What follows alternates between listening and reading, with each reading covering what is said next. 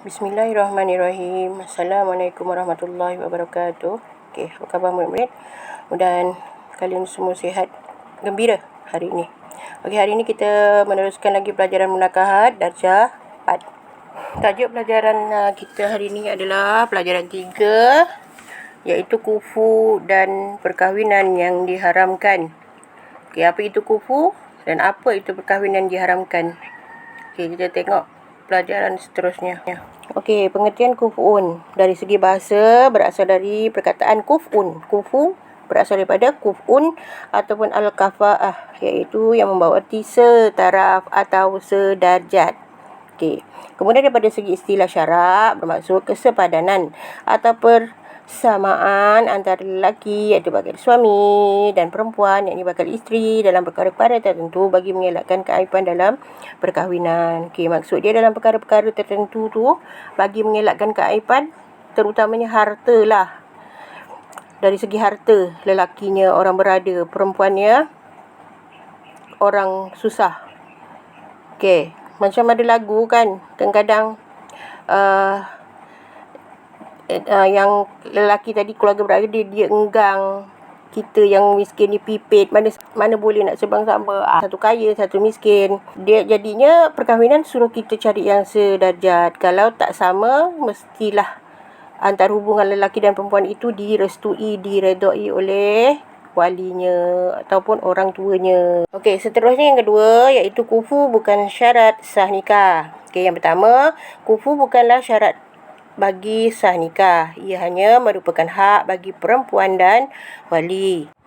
Kemudian yang kedua, harus bagi kedua-dua pihak menggugurkan syarat ini, iaitu meredai antara satu sama lain. Okay, kalau dah suka sama suka, padanan kaya ataupun miskin, yang penting orang tuanya, walinya meredai antara satu sama lain. Mana dia redha anaknya dapat anak orang biasa tak sama taraf dengan Tan Sri, mana sama dengan orang ketika pun, contohlah macam tu.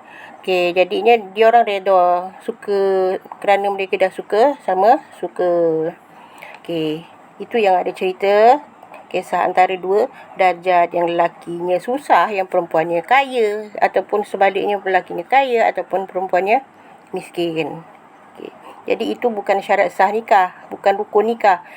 Okey, jadi sebelum bernikah, kedua-dua belah pihak mesti mensepakati antara satu sama lain, redha meredai antara satu sama lain. Itu yang disuruh kita membuat perbincangan antara kedua belah pihak lelaki dan juga pihak perempuan, agar satu masa nanti tidak akan berlaku ungkitan yang ni gini, yang tu gini, kau ni miskin, kau ni kaya, gini tak nak. Mesti sebelum berlakunya pernikahan, adanya persepakatan kedua belah pihak. Seterusnya, hak menentukan kufu dan hukumnya dalam perkahwinan. Okey, hak dan hukum menentukan kufu dalam pernikahan adalah sebagaimana berikut. Yang pertama, hak asal menentukan kufu adalah kepunyaan wali nikah dan perempuan yang akan dinikahi. Kemudian, akad nikah tetap sah apabila mereka saling meredai pernikahan yang tidak setaraf. Maknanya nikah antara dua darjat ni tadi sah daripada segi hukum Islam.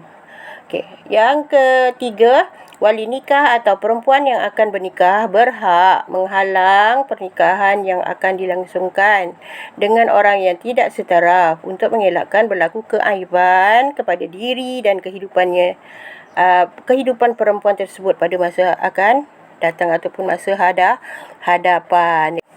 Kemudian dalil syarak menggalakkan kufu. Syarak amat menggalakkan agar kufu diberi perhatian sebelum pernikahan berlangsung. Sebagaimana sabda Rasulullah sallallahu alaihi wasallam pada Sayyidatina Aisyah radhiyallahu anha, yang berbunyi, takhayyaru linutafikum wankihu al-akfa'a.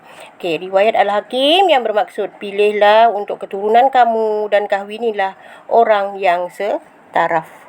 Yang kelima, perkara kufu. 5 perkara kufu yang diakui oleh Islam, iaitu yang pertama, bebas daripada sebarang aib nikah seperti gila, kusta, sopak, AIDS atau penyakit kelamin. Okey, seseorang yang mempunyai aib tersebut pada dirinya atau pada ibu bapanya tidaklah dianggap kufu bagi perempuan yang bebas daripada penyakit tersebut. Jika perempuan itu mempunyai aib, tidaklah dianggap kufu juga dengan lelaki tersebut walaupun bersamaan keduanya pada aib itu. Okey, seterusnya yang kedua iaitu merdeka. Iaitu seorang lelaki yang menjadi hamba tidak kufu bagi perempuan yang bukan hamba. Okey, seterusnya yang ketiga, aifah iaitu baik daripada fasik pada dirinya dan pada bapanya. Okey, lelaki fasik tidak kufu bagi perempuan yang baik iaitu afifah. Fasik tu maksudnya yang berdosa besar. Yang melakukan dosa besar.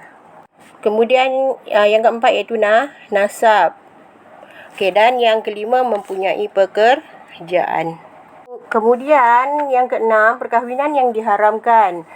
Terbahagi kepada dua iaitu yang pertama haram mu'abbad iaitu selama-lamanya, yang kedua haram ghairu mu'abbad iaitu sementara. Okey, jadi apa itu haram mu'abbad selama-lamanya, kita tengok. Okey, haram mu'abbad selama-lamanya ada 4 bahagian iaitu yang pertama dengan makhluk lain selain manusia, kemudian yang kedua disebabkan oleh nasab ataupun keturunan, yang ketiga disebabkan oleh susuan, dan yang keempat disebabkan oleh musaharah iaitu persemendaan. Okey, kita tengok iaitu yang pertama dengan makhluk selain manusia.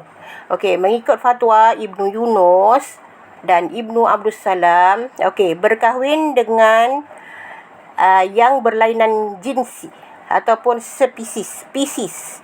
Tidak harus seperti manusia berkahwin dengan jin. Okay dah, kadang-kadang kita pernah dengarkan cerita manusia kahwin dengan orang bunian, dengan jin. Okay, kita tak nampak jin, betul, kita tak nampak orang bunian tu. Maknanya dia tu makhluk yang memang tak dapat dilihat oleh mata kita. Sami'at lah, kita dengar tapi kita tak pernah nampak, tak pernah jumpa. Okey, itu adalah termasuk dalam haram mu'abbad selama-lamanya. Okey, yang kedua adalah disebabkan oleh nasab ataupun keturunan. Okey, yang pertama ibu kandung, nenek dan ke atas. Okey, contohnya nyai kita, lepas tu buyut, mbah apa yang ke atas. Okey, ini bagi lelaki Okey, kemudian yang kedua anak perempuan, cucu perempuan, cicit perempuan hingga ke bawah, adik-beradik perempuan, kemudian anak saudara perempuan daripada saudara lelaki, anak saudara kita bagi adik kita yang lelaki, adik-beradik kita yang lelaki. Kemudian anak saudara perempuan daripada saudara perempuan, daripada adik-beradik kita yang perempuan, iaitu anak saudara kita. Kemudian yang seterusnya ibu saudara sebelah bapa iaitu ammah, dan juga ibu saudara sebelah ibu iaitu kholah lah. Okey, rasa cukup setakat ni di sini dulu pelajaran kita untuk pelajaran yang ketiga munakahat pada minggu ini, iaitu daripada tajuk kufu dan perkahwinan yang diharamkan. Okey, murid-murid boleh ulang kaji balik apa itu pengajian kufu.